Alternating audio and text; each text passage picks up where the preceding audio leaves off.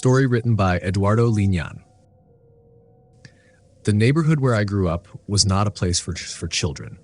The streets were full of cracks and garbage that accumulated like filth, and the homeless made up almost the majority of those who lived there. The houses, all identical, stood in rows with dirty windows and doors that either creaked when opened or had already fallen apart, replaced by plastic tarps. The air always smelled of smoke or something else, something I couldn't name, but that made me feel uneasy, as if the entire neighborhood was rotting under the weight of its own decay. At that time, my mother worked all day. She left before dawn and returned after sunset, leaving my siblings and me locked in the house. We were small, but we already knew that the world outside those four walls wasn't safe. I was the oldest, and I always tried to keep us entertained. Generally, we made up games, while Anna, the middle child, took care of Luis, the youngest. We tried not to think about what could happen if something bad occurred, because bad things did happen. Other children had died in fires or due to simple carelessness. I knew this, even though I didn't go to school. I guess we were smart. Doña Chencha was the only one who seemed to care about us. She lived at the end of the street in a house that looked older than the rest, with a garden full of dried plants and a door that was always half open. A sinister black dog peeked out from behind it. Tied up at all times, she would bring us food and candy. Though my mother warned us not to trust strangers, Doña Carmen seemed harmless. She had a sweet smile and a soft voice that comforted us when we were scared, or so we thought. One afternoon, while we were playing in the living room, we heard a knock on the door. It was Doña Carmen holding a bag full of freshly baked bread. She invited us to her house, but Luis, the youngest, refused to go. He had always been more shy and cautious. Doña Carmen insisted, and when Luis resisted, something in her face changed. Her smile faded, and her once warm eyes turned cold and dark. "Come here, boy," she said. Her voice was no longer soft. It was harsh and stern, as if she were truly offended by his refusal. Before we could react, she grabbed Luis with a strength that didn't seem possible for an old woman. She lifted him onto an old cart filled with garbage and began pushing him toward the vacant lot at the end of the neighborhood. Luis screamed, but Doña Carmen silenced him with a brusque gesture. I screamed too, but my voice was swallowed by fear as I watched this old woman forcibly take my brother away. Anna and I ran after her, not knowing what we were going to do, only that we had to save him. The street was empty, except for drunks who didn't understand our cries. No one was going to help us. The vacant lot was a forbidden place where adults warned that bad things happened, but we had no choice. We arrived just in time to see Doña Carmen preparing something on the ground. A circle drawn with coals and stones, cans lit with oil. In her hand, she held a rusty knife. Luis was tied in the center, crying, his terrified eyes meeting mine. "Let him go," I screamed. Doña Carmen just smiled, a smile full of sharp teeth and darkness. "Damn child," she muttered. "Now go on, so you won't be hungry anymore." She sharpened the knife with a stone. I was terrified, but the only thing I could think to do was grab a rock and throw it. Without thinking, I hit Doña Carmen in the head. She fell to the ground, but before she could get up, she cursed us with an inhuman voice. "You will never leave. You will never escape from me. I will chase you until I see you burn. Even your bones are mine, like all the children in this filthy colony." Anna was already holding another rock, heavier than mine. Without hesitation, she dropped it onto the witch's face. She froze, lifeless. We were terrified by what we had done, but we had defended our brother. He was crying, but we didn't think twice. We buried her there as best as we could. We swore never to speak of what had happened, but that night, the nightmares began. I knew, deep in my soul, that Doña Carmen hadn't left. She would never leave. That neighborhood was no place for children, and now it wasn't a place for us either. Life moved on, relatively calm.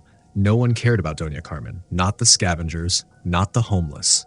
Her house, made of garbage, was forgotten, slowly collapsing with time. We never spoke about what we had done, but the nightmares continued. They weren't normal dreams. They weren't the kind of childhood nightmares where imaginary monsters chase you. These were different, more real. In my dreams, Doña Carmen emerged from the ground, her twisted body covered in dirt, her eyes glowing with an unnatural light. Her long, bony hands reached for me. "You will never escape," she whispered. Then I would wake up, drenched in sweat, my heart pounding like it was going to explode. The worst part wasn't the dream itself, but what came after. I saw things in the corners of the house, beings that moved, watching me. Anna heard screams at night. She felt things touching her. She saw things no one else could see and refused to tell us what they whispered to her. Luis stopped talking completely. He locked himself in his cot, hoarding broken toys and stolen trinkets. He refused to go outside as if something was waiting for him. Our mother, exhausted from work, didn't understand what was happening. She thought we were imagining things, scared by ghost stories. But I knew better. Doña Carmen had cursed us. Her presence, though unseen, filled every part of our lives. Then one day, my mother decided we couldn't go on like this. We would separate for a while until things calmed down. I would go to live with an uncle in another city. Anna would be sent to a family friend. Luis would stay with our mother. That night before we left, Anna grabbed my arm and looked me in the eyes. "Don't let her win," she whispered. Luis hugged me tightly. "She's still here," he said, "and she wants to take me." That was the last time I saw my siblings. Years passed, but the nightmares didn't stop. One day, I got a call from my mother. Her voice trembled. "Luis is dead," she said. The world stopped. A car accident, the police said. But I knew the truth. Doña Carmen had caught him. Then my mother said, "Anna has disappeared. She hasn't called or written in a long time. You have to come home." And so I returned to the place where it all began. The Valdio lot was at the end of the street, a place the adults always avoided. It was a patch of dry, rough land surrounded by a rusty fence that creaked in the wind. The last time I had been there was to bury Doña Carmen. Now, years later, the place seemed even more sinister. The weeds had grown tall and twisted, and the air smelled foul, like something had died and never been buried. I carried a flashlight and a shovel, though I wasn't sure what I expected to find. Maybe I planned to dig up her body to see if she was really dead. I didn't know. But something told me I had to face my fear and my guilt. I walked slowly toward the center of the lot where we had buried her. The earth was hard and dry, but I began to dig anyway. With each shovelful, the air grew colder and thicker. My hands trembled, sweat ran down my forehead, but I couldn't stop myself. I had to know. Finally, the shovel hit something solid. Rocks. Bones. I carefully moved them aside, and there she was, or what was left of her. Her body hadn't decomposed. It was as dry as a mummy, covered in dirt and roots that seemed to grow through her skin. Her eyes were closed, but her mouth was slightly open, as if she were about to say something. A chill ran down my spine. This was not normal. This was not natural. I tried to pull the body out to burn it, but the earth and rubble held it with an incredible force, as if they didn't want to let go. Suddenly, I had the terrible feeling that her eyes were opening. Then, in one unnatural motion, they did. They were black as night, no pupils, no life, only ancient anger. I don't know if it was my imagination or the moment itself, but I felt the body begin to stir, as if trying to free itself from the roots. The ground beneath me trembled. I ran. I didn't stop. Not until I left that cursed lot behind. When I reached home, my mother was waiting at the door, her face full of concern. "What happened?" she asked. But I couldn't speak. I was shaking. That night, I didn't sleep. I stayed awake, listening to the whispers that filled the house, feeling Doña Carmen's presence in every shadow. I knew I couldn't stay there. I had to leave and take my mother with me. But I also knew she wouldn't let us go so easily. This wasn't over. The next day, we packed what little we had. We would leave in search of my sister. My mother cried silently as she folded clothes, her hands trembling, revealing the fear she tried to hide. We left at dawn, when the streets were empty and the cold air was heavy. She didn't look back. She didn't want to remember that place, that house, that vacant lot where we had committed a crime. But even as we walked away, I felt Doña Carmen watching us. We took refuge in a small town in the state of Mexico, where Ana had been living with Uncle Juan. There, the noise and lights drowned out the silence of the cursed neighborhood we had left behind. We tried to move on, but the nightmares didn't stop. Then came the news we had feared most. Ana was dead. According to our uncle, she had returned to the house, but he swore it wasn't her.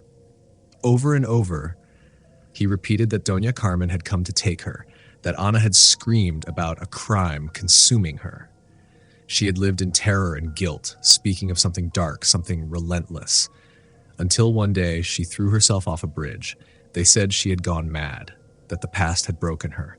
It was then that I decided to tell my mother the truth. I couldn't carry the secret any longer. The guilt was consuming us all. That afternoon, I told her everything, what we had done in that vacant lot, how we had buried Doña Carmen, and how her curse had haunted us ever since. My mother listened in silence, tears in her eyes. When I finished, she hugged me tightly. "It wasn't your fault," she whispered. "You were just children, scared children." That night she blessed me, her words full of love and forgiveness.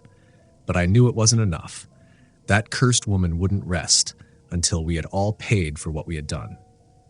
Years passed, but the nightmares never stopped. We lived in constant fear, waiting for the day when Doña Carmen would finally catch up to us. No distance could keep her away. Even now I know she hasn't left us. The nightmares return from time to time, and when I close my eyes, I see her skeleton rising from the earth. Doña Carmen's curse is not just a horror story, it is a warning. The spilled blood cries out for vengeance, and those who stain their hands with it, sooner or later, pay the price.